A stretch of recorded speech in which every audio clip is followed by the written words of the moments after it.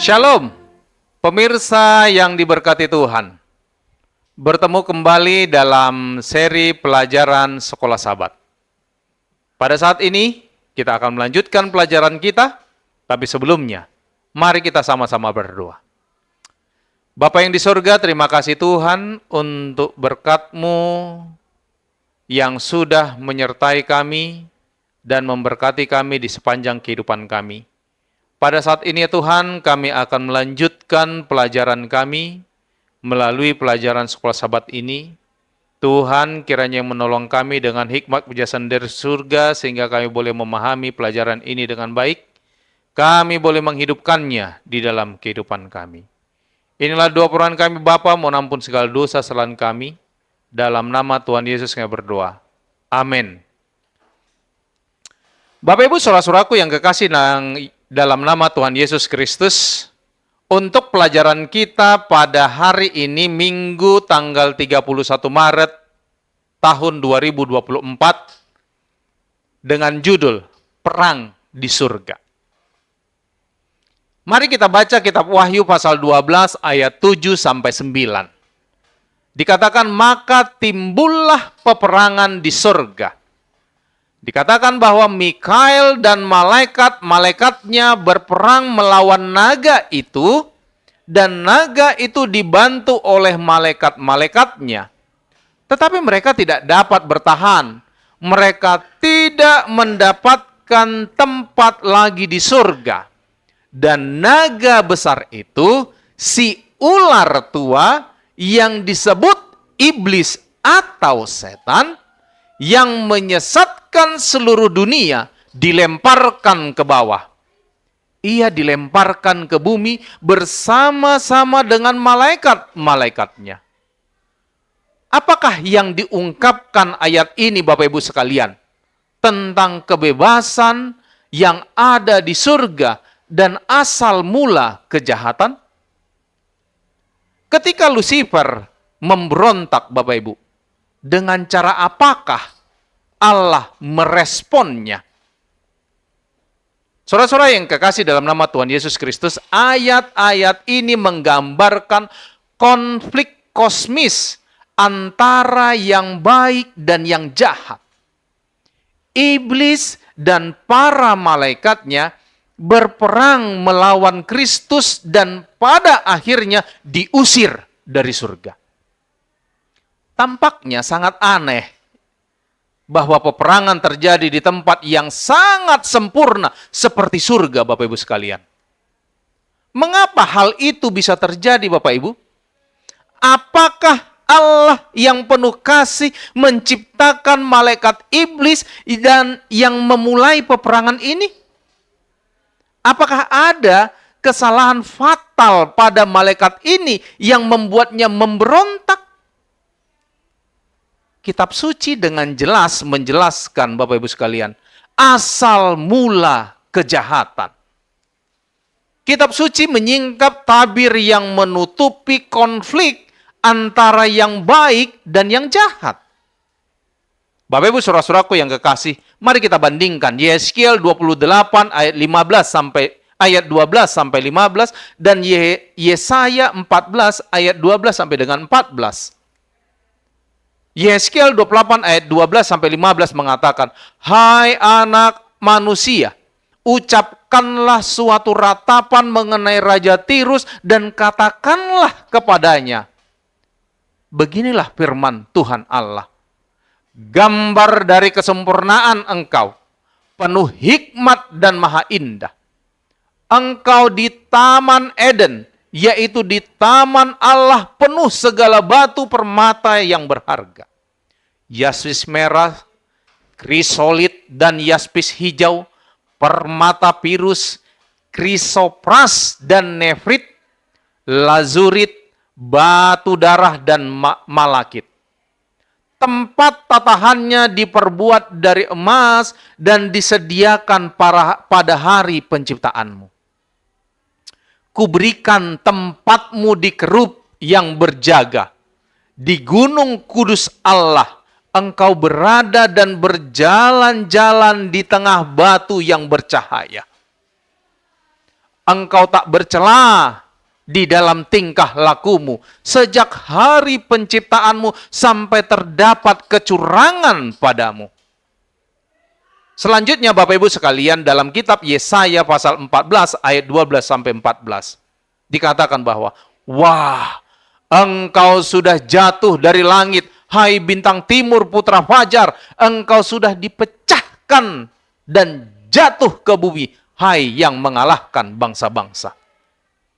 Engkau yang tadinya berkata dalam hatimu, aku hendak naik ke langit, aku hendak mendirikan tahtaku mengatasi bintang-bintang Allah, dan aku hendak duduk di atas bukit pertemuan jauh di sebelah utara. Aku hendak naik mengatasi ketinggian awan-awan, hendak menyamai yang maha tinggi. Apakah yang ada di dalam pikiran malaikat yang disebut Lucifer ini sehingga ia memberontak? Bapak Ibu sekalian, Allah tidak menciptakan iblis. Dia, Allah, menciptakan makhluk yang memiliki kecerdasan bernama Lucifer, Bapak Ibu sekalian. Makhluk malaikat ini diciptakan sangat-sangat sempurna. Termasuk dalam kesempurnaannya adalah kebebasan untuk memilih sebuah prinsip dasar dari pemerintahan Allah yang dijalankan dengan kasih, bukan paksaan.